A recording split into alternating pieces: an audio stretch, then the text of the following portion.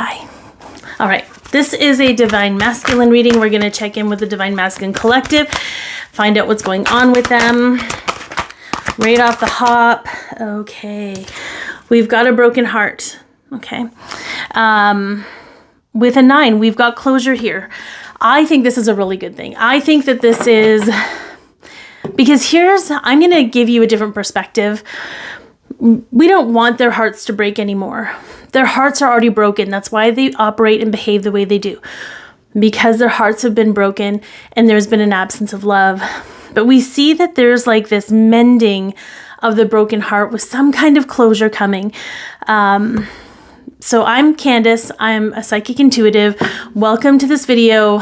I do these all the time. Well, I'm trying to anyway. We'll see how the energy flows.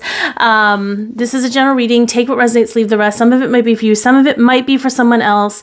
This is the public one. If you're on Patreon, keep watching. But if you'd like to see the full versions of these where I actually really lean into the energy, feel free to subscribe to Patreon. The link is in the description or it's in my bio, depending on where you're watching this. Now, I'm just being very, very matter of fact today.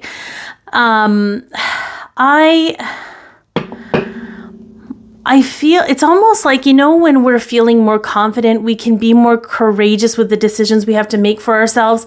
It feels like that. And I know sometimes when we're hurt, we want our masculine to hurt too.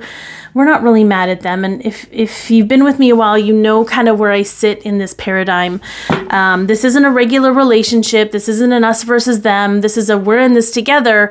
And we are here to expose and heal our childhood and adolescent wounds based on what we're bringing out in each other, okay? I'm not going to get too much into that because I want to lean into the masculine collective. I want to learn. I am going to clarify, kind of see where their heads and hearts are at. Yeah, we've got some massive anxiety moving through. We have another 9 with this 18, but it's self-empowerment through closure.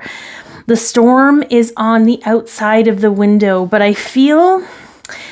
I'm going to be very honest with you guys. I did a whole masculine, I did a 5-minute reading before I did this one. The energy just wasn't quite there. They were talking about abundance and they were talking about a cornucopia and all this stuff that's coming for them to help them shift their narrative, okay? It's that helping hand, that divine intervention, but I feel like but it wasn't quite here. It was like, I can feel like they can feel that it's coming.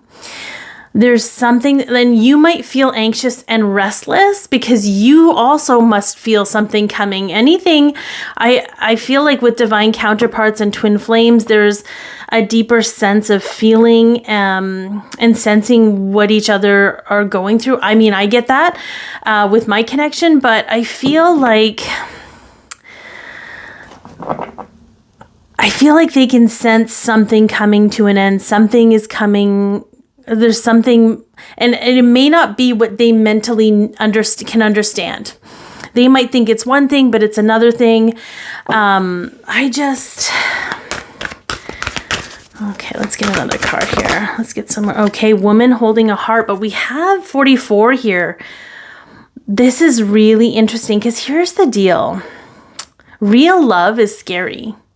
Real love and unconditional love. I mean, we got to work through all of our belief systems about that for sure.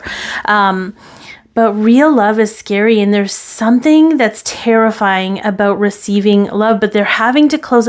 Because if you think about what, even prior to you waking up, even prior to you understanding this connection, if this is a connection you have to lean into okay, what was my idea of love and because we're not born into unconditional love. We're just not. We don't love ourselves unconditionally. We got to learn how to do that. We were born that way, but we were taught something else. So I feel like for some, there's this real anxiety of letting go of the fake shit and opening up to the real stuff. Because the fake shit is almost easier to deal with because you don't really care about it as much. It's just a really big mind F-U-C-K, right? Big mind F, okay? What are they being guided to do at this time? Yeah, detach. detach from their codependency, detach from whatever it is they're attached to, as if whatever that thing is gives them value, gives them respect, give them whatever. I do feel sometimes in the Divine Masculine Collective, there is a huge emphasis on perception and how they're seen by other people. And that's a very normal human thing. I am not judging them. I'm not putting them down. It's just something that many of them are here to clear, because let me tell you, you might think that behaving a certain way or showing up a certain way or looking a certain way for other people will garner respect.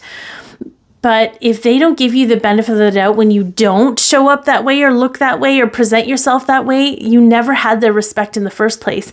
And so I do feel like there is a big shift in how they perceive themselves and their role in the world. There's something very interesting. They're being guided to detach from certain things, certain belief systems, people, maybe whatever their dreams used to be, because their dreams are not going to actually give them what they want. What kind of effect is this going to have on the connection, the physical relationship? Yeah, there's going to be we had appreciation, I think, in the collective, Twin Flame Collective. So self-change through love.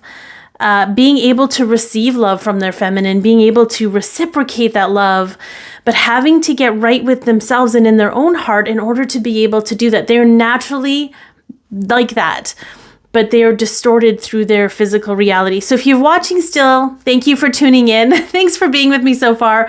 This is where I'm going to continue on to the Patreon version. We're going to dig into where their head's at, where their heart's at, how they're viewing themselves, their lives, whatever, on Patreon. Again, the link's in my description box or in my bio, depending on where you're watching this.